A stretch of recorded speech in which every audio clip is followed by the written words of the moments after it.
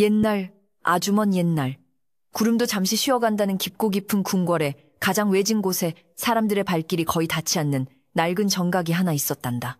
이곳은 나라의 아주 오래된 기록과 더 이상 아무도 찾지 않는 빛바랜 서책들을 보관하는 장서각이었는데, 화려한 궁궐의 다른 건물들과 달리 단청은 색이 바래고 기둥에는 세월의 묵은 때가 겹겹이 쌓여 있었지.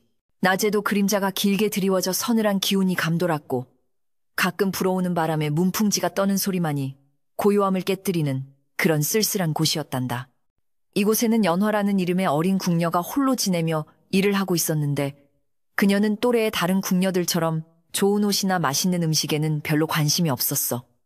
연화는 오히려 먼지 쌓인 책들을 닦고 정리하며 그 안에 담긴 옛사람들의 이야기에 귀를 기울이는 것을 더 좋아했단다. 모두가 꺼리는 어둡고 퀴퀴한 장서각이었지만 연화에게는 이 조용한 공간이 궁궐 안에서 마음을 놓을 수 있는 유일한 안식처나 다름없었지. 연화의 하루는 새벽녘 찬물로 세수를 하고 장서각의 무거운 문을 여는 것으로 시작되었는데, 문을 열 때마다 나는 삐걱거리는 소리가 마치 잠든 역사를 깨우는 소리처럼 들렸단다. 그녀는 익숙한 손놀림으로 창문을 열어 묵은 공기를 내보내고 부드러운 천으로 책장에 내려앉은 먼지를 조심스럽게 닦아냈어. 오래된 종이와 먹에서 나는 독특한 향기가 연화의 코끝을 스치면 그녀는 마치 아주 먼 과거의 시간 속에 서 있는 듯한 기분을 느끼곤 했단다. 궁궐 밖은 항상 시끄러운 일들로 가득 차 있었고, 누가 누구의 편이라는 이하는 복잡한 소문들이 끊이지 않았지만, 이곳 장서각만큼은 시간이 멈춘 듯 평온했지. 높은 분들의 눈에 띄지 않는 곳이라 때로는 밥이나 생필품이 제때 도착하지 않아 곤란을 겪기도 했지만, 연화는 그런 작은 불편함쯤은 아무렇지도 않게 여겼어. 오히려 권력을 탐하며 서로를 해치려 드는 바깥 세상보다 비록 말이 없는 책들이지만 진실만을 담고 있는 이곳이 훨씬 안전하다고 느꼈단다. 그러던 어느 해 봄이 다 가도록 비가 한 방울도 내리지 않아 나라 안에 근심이 깊어지기 시작했단다. 하늘은 구름 한 점 없이 맑기만 했고 뜨거운 햇볕은 대지를 바짝바짝 말려가고 있었지. 궁궐 안에서도 물을 아껴 쓰라는 명이 내려졌고 임금님의 수라상에 오르는 반찬 가지수도 줄어들었지만 하늘은 무심하게도 비를 내려줄 기미를 보이지 않았어.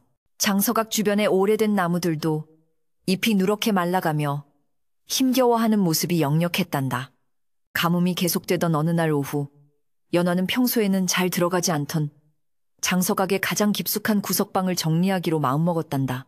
그곳은 수십 년 동안 아무도 찾지 않아 거미줄이 엉켜있고 먼지가 두껍게 쌓여있는 곳이었지. 연화가 조심스럽게 문을 열자 매캐한 먼지가 피어올라 기침이 나왔지만 그녀는 등잔불을 밝혀들고 안으로 들어섰어. 왠지 모를 이끌림이 그녀의 발길을 그 어두운 방으로 재촉하는 것만 같았단다. 방 안에는 오랫동안 분류되지 않은 채 방치된 문서들이 나무 상자에 담겨 어지럽게 쌓여 있었는데, 연화는 팔을 걷어붙이고 하나씩 정리하기 시작했어. 겉면에 적힌 날짜들을 보니 이미 100년도 훨씬 더 지난 기록들이 대부분이었지. 왕실의 사소한 지출 내역이나 궁녀들의 명부 같은 중요하지 않은 문서들이었지만, 연화는 혹시나 중요한 기록이 섞여 있을까봐 꼼꼼하게 살피며 먼지를 털어냈단다. 한참을 정리하다 보니 책장과 벽 사이의 좁은 틈새에 무엇인가 끼어있는 것이 보였는데, 자세히 들여다보니 색이 검게 변한 작은 나무 상자였단다. 누가 일부러 숨겨놓은 듯 깊숙이 밝혀 있어서 꺼내기가 쉽지 않았지만, 연화는 긴 막대기를 이용해 조심스럽게 상자를 끄집어냈지. 상자는 오랜 세월 습기를 머금었다 마르기를 반복한 탓인지 겉면이 많이 상해 있었고, 묶여있던 끈도 손을 대자마자 바스라져 버렸어. 떨리는 손으로 상자 뚜껑을 열어보니 그 안에는 비단 보자기에 쌓인 낡은 서찰 한 통이 들어있었단다. 겉봉에는 아무런 글씨도 쓰여있지 않았지만 사용된 종이나 비단의 질감으로 보아 예사 물건이 아님을 단번에 알 수 있었지. 연화는 주위를 한번 둘러보아 아무도 없음을 확인하고는 조심스럽게 보자기를 풀고 접힌 종이를 펼쳐보았어. 서찰에 적힌 글씨는 한자가 아닌 궁중의 여인들이 쓰던 단아한 언문이었는데, 꾹꾹 눌러 쓴 글씨 하나하나에서 글쓴이의 절박한 심정이 전해져 오는 듯 했단다. 첫머리를 읽어내려가던 연화의 눈이 커다랗게 떠졌는데, 그것은 지금으로부터 300년 전 이 나라에 큰 병난이 있었을 때 세상을 떠난 선대 대비마마께서 남기신 유서와도 같은 글이었기 때문이야. 역사책에는 기록되지 않은 왕실의 은밀하고도 부끄러운 비밀이 그 안에 담겨 있었지. 그 내용은 실로 충격적이었는데 당시 전란으로 백성들이 도탄에 빠지고 굶어 죽는 이가 속출하자 왕실이 살아남기 위해 백성들에게 지켜지지 못할 약속을 하고 곡식과 재물을 거두어들였다는 것이었어. 당시 임금은 전란이 끝나면 백성들 앞에 무릎 꿇고 사죄하며 그 빚을 몇 배로 갚겠다고 하늘에 맹세했지만 전란이 끝나자마자 갑작스러운 병으로 승하하고 말았다는구나. 홀로 남은 대비는 아들의 유지를 받들어 약속을 지키려 했으나 권력을 쥔 신하들의 거센 반대에 부딪혀 뜻을 이루지 못했단다. 신하들은 왕이 백성에게 무릎을 꿇는 것은 왕실의 위엄을 해치는 일이라며 결사코 반대했고 결국 그 약속은 철저하게 비밀에 붙여진 채 역사 속으로 묻혀버리고 말았던 거야. 대비는 죽음을 앞두고 이 사실을 기록으로 남겨 후대의 왕 중 누군가가 이 빚을 갚아주기를 간절히 바랐던 것이지. 서찰의 마지막 부분에는 이 약속이 지켜지지 않는 하늘은 이 땅에 진정한 평화를 허락하지 않을 것이며 주기적으로 큰 가뭄이나 재앙을 내려 경고할 것이다 라고 적혀 있었단다.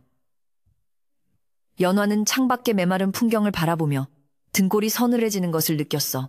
지금 겪고 있는 이 극심한 가뭄이 어쩌면 300년 전에 그 지키지 못한 약속 때문일지도 모른다는 생각이 들었기 때문이야.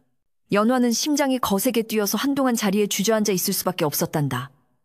감히 일개 궁녀가 알아서는 안 될 엄청난 비밀을 알게 된 것이었으니까. 이 서찰이 발각되면 자신은 물론이고 주변 사람들까지 무사하지 못할 것이 뻔했지.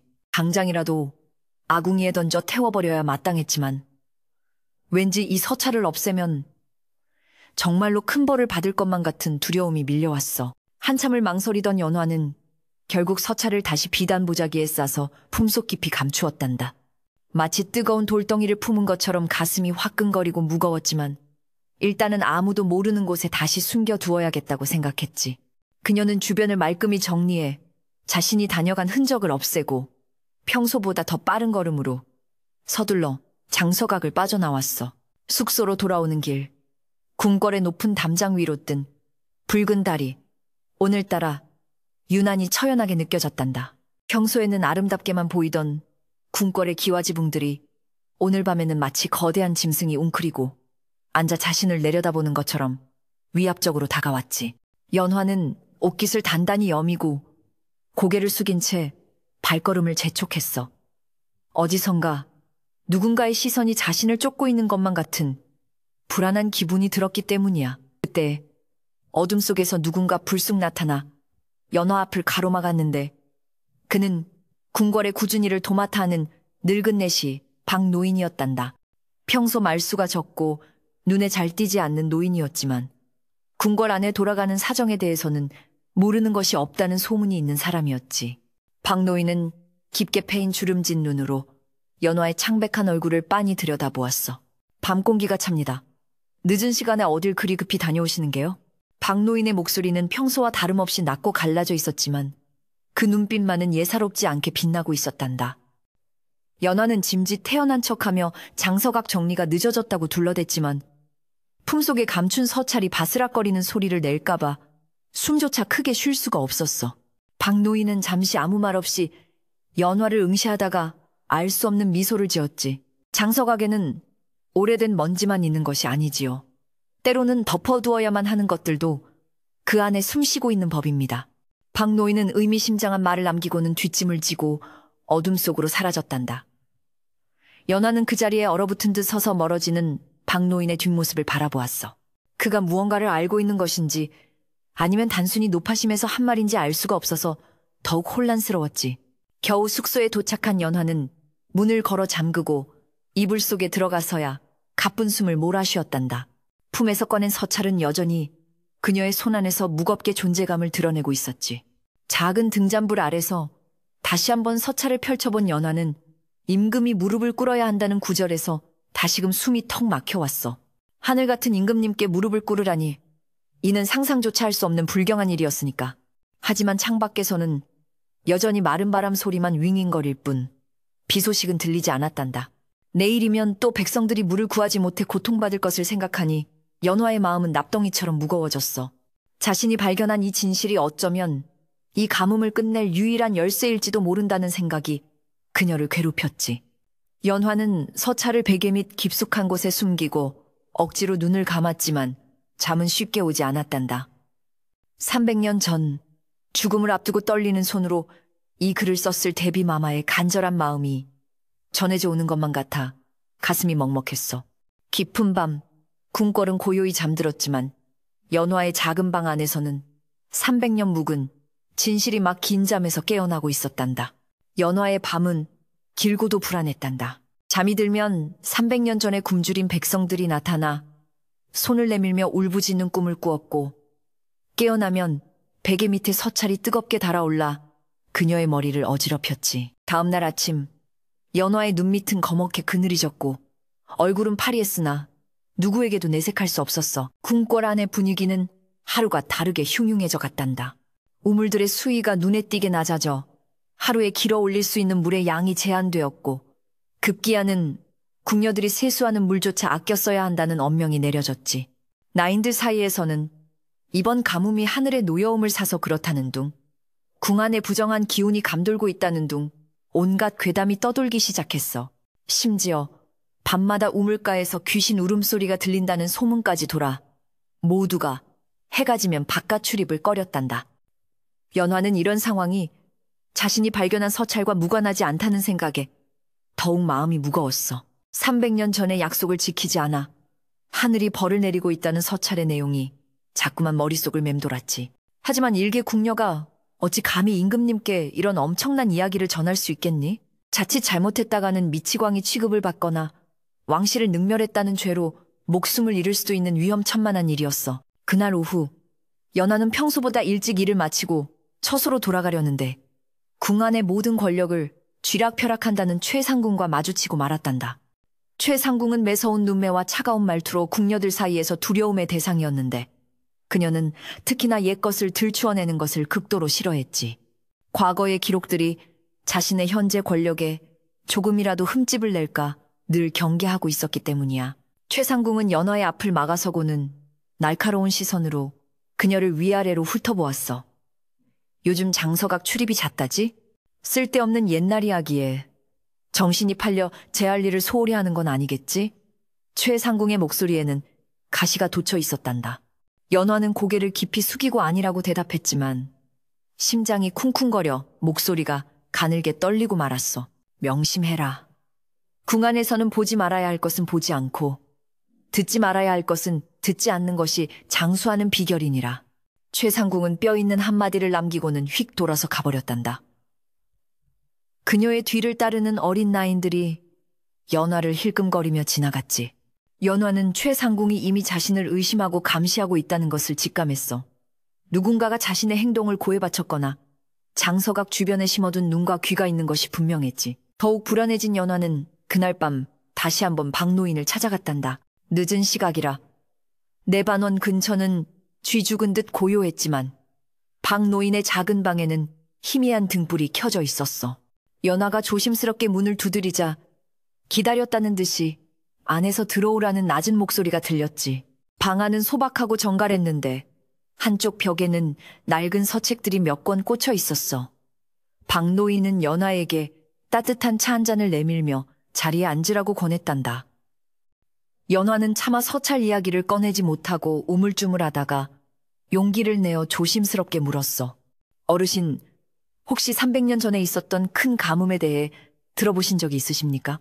박노인은 찻잔을 든 손을 잠시 멈칫하더니 깊은 한숨을 내쉬었단다. 300년 전이라. 그때도 지금처럼 하늘이 무심했었지. 하지만 그때의 가뭄은 단순히 비가 오지 않아서 생긴 것이 아니란다. 사람의 욕심이 하늘의 문을 닫아버린 게지. 박노인의 이야기는 연화가 서찰에서 읽은 내용과 정확히 일치했어.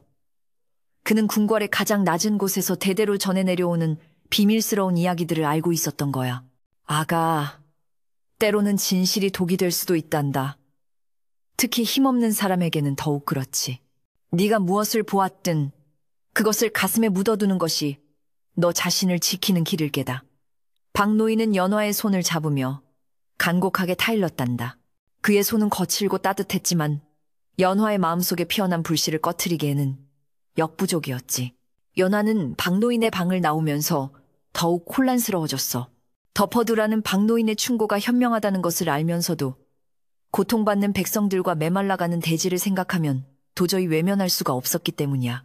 숙소로 돌아온 연화는 다시 베개 밑에 서찰을 꺼내 들었단다. 달빛에 비친 서찰의 글씨들이 마치 살아서 꿈틀거리는 것 같았어.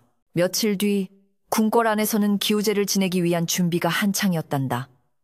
임금님이 직접 제단에 올라 하늘의 제사를 지내기로 했는데 이는 매우 이례적인 일이었어. 그만큼 가뭄이 심각하다는 증거이기도 했지. 온 나라의 무당과 승려들이 불려왔고 제물로 바칠 귀한 음식들이 준비되었지만 사람들의 표정은 여전히 어둡기만 했어. 연화는 기우제 준비로 분주한 틈을 타서 다시 장서각으로 향했단다. 서찰에 적혀있던 약속의 증표를 찾기 위해서였지. 서찰에는 대비마마께서 후일을 위해 임금이 백성에게 쓴 차용증서 원본과 옥새가 찍힌 약조문을 궁궐 어딘가에 숨겨두었다고 적혀 있었거든. 그것이 있어야만 임금님이 이 믿기 힘든 사실을 받아들이실 수 있을 거라 생각했어. 서찰에 적힌 수수께끼 같은 문구들을 단서로 연하는 장서각의 지하석으로 내려갔단다. 평소에는 습기가 많아 출입이 금지된 곳이었지만 오랜 가뭄 덕분에 바닥이 말라있어 들어가기가 수월했지. 캄캄한 지하서고는 곰팡이 냄새와 함께 스산한 기운이 감돌았어. 연화는 작은 촛불 하나에 의지해 조심조심 발걸음을 옮겼단다. 벽을 더듬으며 나아가던 연화의 손끝에 뭔가 이질적인 느낌이 닿았어. 자세히 살펴보니 벽돌 하나가 미세하게 튀어나와 있었지. 힘을 주어 누르자 삐걱 소리와 함께 벽의 일부가 안으로 밀려 들어가며 작은 공간이 나타났단다. 그 안에는 먼지가 수북이 쌓인 청동함 하나가 놓여 있었어. 연화의 심장이 터질 듯이 뛰었단다.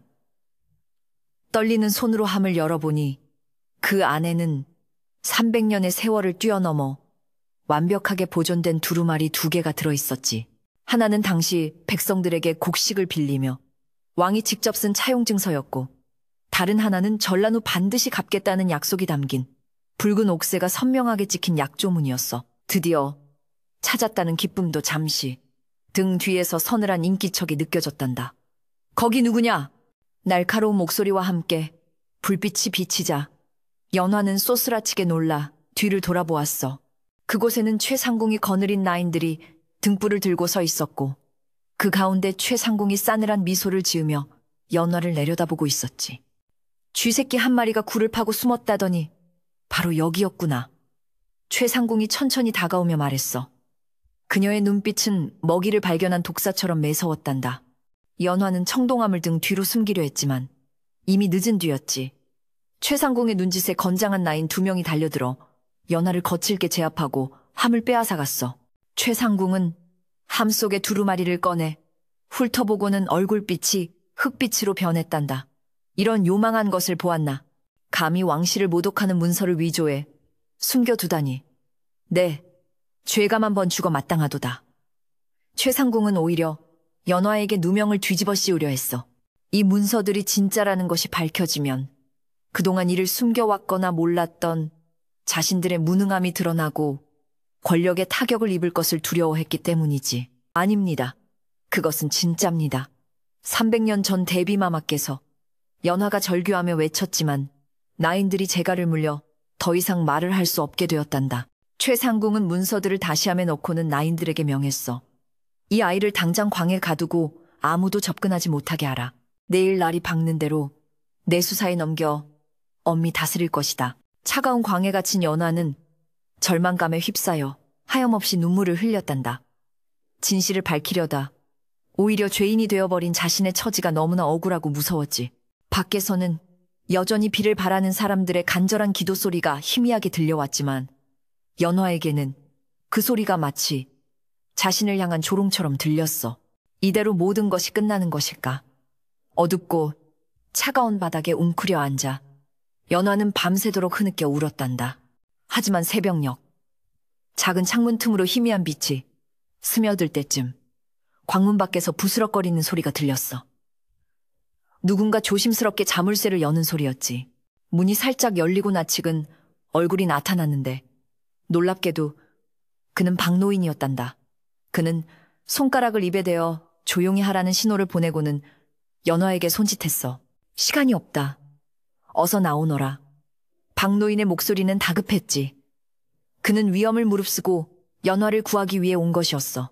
연화는 비틀거리는 다리에 힘을 주어 일어섰단다. 아직 끝난 것이 아니라는 희망의 불씨가 다시금 그녀의 가슴 속에서 타오르기 시작했지.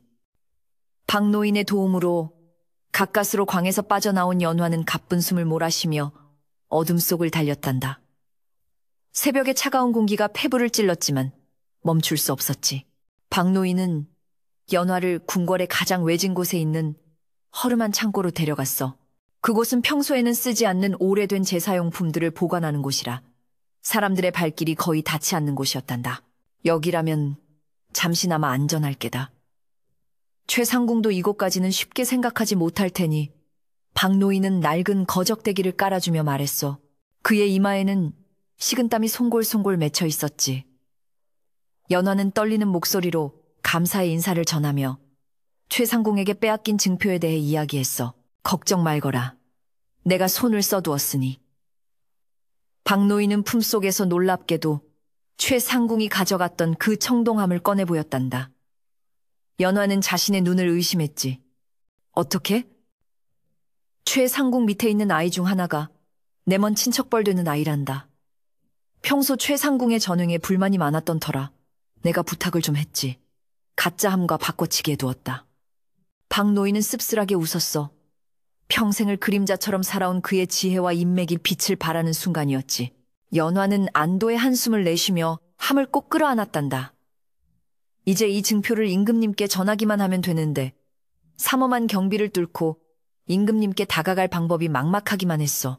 게다가 최상궁이 가짜함이라는 것을 알아차리는 것은 시간 문제였으니 마음이 더욱 조급해졌지. 내일이 바로 기우제 날이다. 임금님께서 직접 제단에 오르시니 그때가 유일한 기회일 게다. 박노인이 비장한 표정으로 말했어. 하지만 자칫 잘못하면 네 목숨을 잃을 수도 있다. 그래도 하겠느냐? 연화는 잠시 망설였지만 이내 단호하게 고개를 끄덕였단다. 굶주림에 고통받는 백성들의 모습과 300년 전의 약속을 지키지 못해 구천을 떠돌고 있을 선대 왕들의 영혼을 생각하면 자신의 목숨 하나쯤은 아깝지 않다고 생각했기 때문이야. 네, 하겠습니다. 제가 꼭 해야만 하는 일입니다. 다음 날, 날이 밝자마자 궁궐은 기우제 준비로 분주해졌단다. 최상궁은 연화가 사라진 것과 함이 바뀐 것을 알고 노발대발하며 궁궐 전체를 샅샅이 뒤지라고 명했지. 하지만 등잔 밑이 어둡다고 연화가 숨어있는 낡은 창고까지는 미처 생각이 미치지 못했어. 기우제가 열리는 제단은 궁궐에서 가장 높은 곳에 마련되었는데 옷에 깃발이 나부끼고 각종 재물이 풍성하게 차려졌지만 하늘은 여전히 쨍쨍하게 맑아 야속하기만 했단다. 임금님은 침통한 표정으로 제단 앞에 섰고 수많은 대신과 궁인들이 그 뒤를 따랐지. 연화는 박노인이 구해다 준 내시의 옷으로 변장하고 제사 음식을 나르는 행렬 틈에 몰래 끼어들었어. 심장이 터질 것만 같이 긴장되었지만 고개를 푹 숙이고 다른 내시들의 행동을 따라하며 조심스럽게 움직였단다.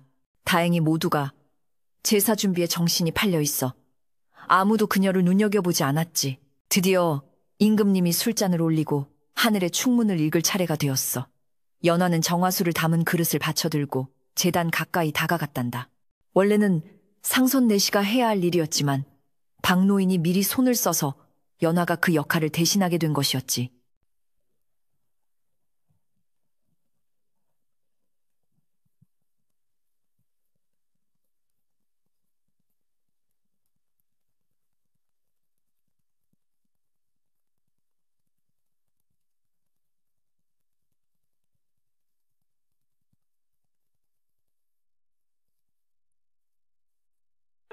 임금님이 정화수 그릇을 받 죽을 죄를 지었사오나 드릴 말씀이 있사옵니다.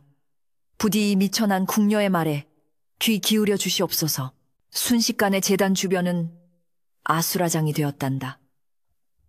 호위 무사들이 칼을 뽑아들고 달려왔고 대신들은 경악하며 소리를 질렀지.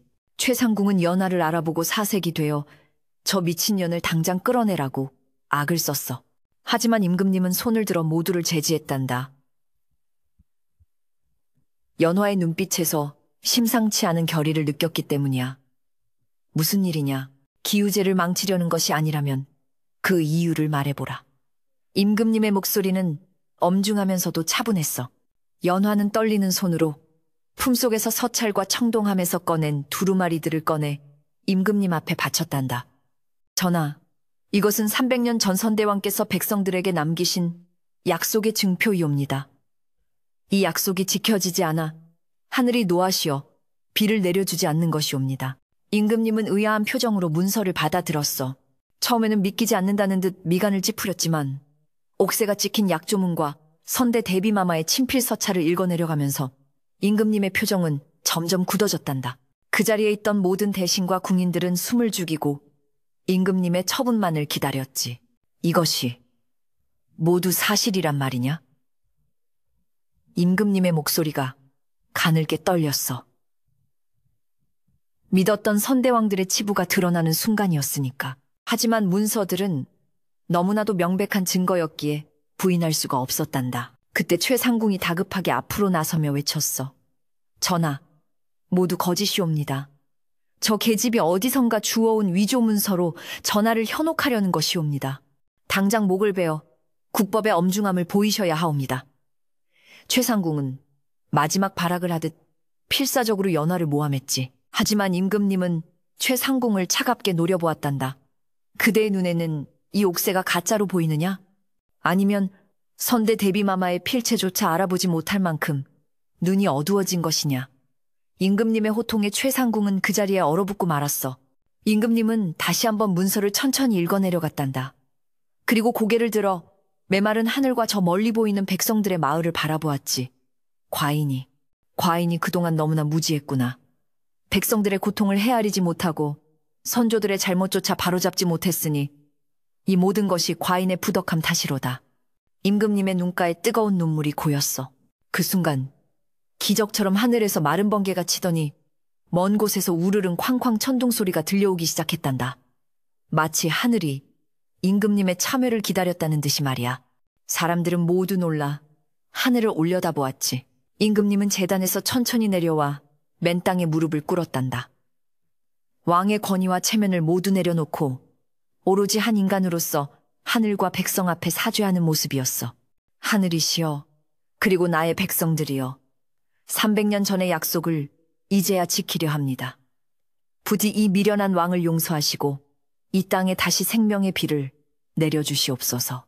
임금님의 진심 어린 호소에 모든 대신과 궁인들도 따라서 무릎을 꿇었단다.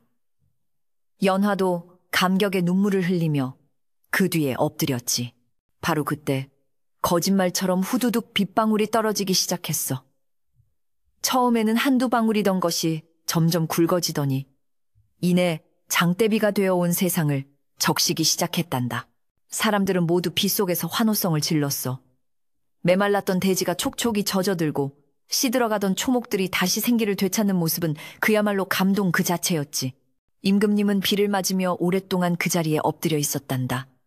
그 모습은 그 어떤 화려한 왕의 모습보다 더욱 위엄있고 아름다워 보였어. 최상궁은 그 자리에서 주저앉아 망연자실한 표정을 지었단다.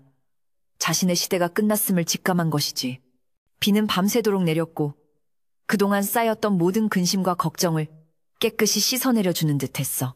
연화는 쏟아지는 빗줄기를 바라보며 드디어 자신이 해냈다는 안도감에 깊은 숨을 내쉬었단다. 장대비가 그친 다음 날 아침, 궁궐은 마치 새로 태어난 듯 맑고 깨끗한 기운으로 가득 찼단다. 나무십들은 싱그러운 초록빛을 되찾았고 먼지 쌓였던 기와지붕들은 반짝반짝 윤이 났지. 사람들의 얼굴에도 오랜만에 밝은 웃음꽃이 피어났어. 임금님의 용기 있는 결단과 하늘의 응답은 온 나라에 큰 감동을 주었고 백성들은 임금님을 더욱 존경하고 따르게 되었단다. 임금님은 연화를 불러 큰 상을 내리려 했어. 네가 아니었다면 과인은 영영 깨닫지 못했을 것이다. 네 용기가 이 나라를 구했느니라. 원하는 것이 있다면 무엇이든 말해보아라. 임금님은 인자한 미소를 지으며 연화를 바라보았단다. 연화는 공손히 고개를 숙이며 대답했어. 저나 소희는 그저 제 할 일을 했을 뿐이옵니다. 바라는 것이 있다면 다시 장서각으로 돌아가 예전처럼 조용히 책들을 돌보며 살게 해 주시옵소서. 부귀영화를 마다하고 다시 자신의 자리로 돌아가겠다는 연화의 말에 임금님은 감탄을 금치 못했단다. 참으로 욕심없고 맑은 아이로구나. 내 뜻이정. 그렇다면 그리하도록 하라. 하지만 네 공을 잊지 않기 위해 장서각을 새로 단장하고 네가 편히 지낼 수 있도록 각별히 신경 쓰도록 하겠다. 임금님은 연화의 소박한 소원을 들어주면서도 그녀에 대한 고마움을 잊지 않았어. 한편 최상궁은 그동안의 비리와 악행이 낱낱이 밝혀져 궁에서 쫓겨나는 신세가 되었단다. 그녀가 떠나는 날 아무도 배웅을 나오지 않아 쓸쓸히 국문을 나섰다고 해. 권불 10년이라더니 그녀의 드높았던 권세도 하루아침에 물거품처럼 사라지고 만 것이지. 반면 박노인은 임금님으로부터 그동안의 숨은 공로를 인정받아 편안한 노후를 보낼 수 있게 되었단다. 그는 궁궐 한편에 마련된 작은 집에서 텃밭을 가꾸며 여생을 보냈는데 가끔 연화가 찾아오면 옛날 이야기를 들려주며 즐거운 시간을 보냈다고 해. 장서각으로 돌아온 연화는 예전보다 훨씬 더 평온하고 행복한 나날을 보냈단다. 임금님의 배려로 장서각은 깨끗하게 수리되었고 필요한 물품들도 넉넉하게 지원되었지. 하지만 연화는 여전히 검소하게 지내며 책들을 돌보는 일에 정성을 다했어.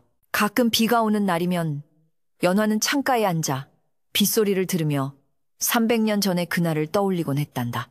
이제는 편히 잠들었을 선대 대비마마와 이름 모를 백성들의 영혼을 위해 조용히 기도를 올렸지. 그녀의 마음속에는 그 어떤 보물보다 값진 자부심이 자리 잡고 있었어. 세월이 흘러 연화도 나이가 들어 호호백발의 할머니가 되었지만 그녀는 여전히 장서각을 지키는 수호신으로 남아있었단다. 궁궐에 새로 들어온 어린 나인들은 연화 할머니에게서 옛날 이야기를 듣는 것을 무척 좋아했지. 특히 임금님을 무릎 꿇게 한 어린 궁녀의 이야기는 언제 들어도 흥미진진한 전설이 되었어. 어느 맑은 가을날 밤, 연화는 장서각 툇마루에 앉아 밤하늘의 밝은 달을 올려다보았단다. 달빛은 은은하게 장서각들을 비추고 풀벌레 소리가 정겹게 들려왔지. 연화는 입가에 잔잔한 미소를 띠며 혼잣말처럼 중얼거렸어. 진실은 언젠가 반드시 드러나는 법이지. 그리고 그 진실이 우리를 자유롭게 하는 거야. 바람이 부드럽게 불어와 연화의 흰 머리카락을 쓰다듬고 지나갔단다. 궁궐의 밤은 깊어가고 세상은 평화롭게 잠들어 있었지. 그렇게 오래오래 연화의 이야기는 아름다운 전설이 되어 사람들의 마음속에 남았단다.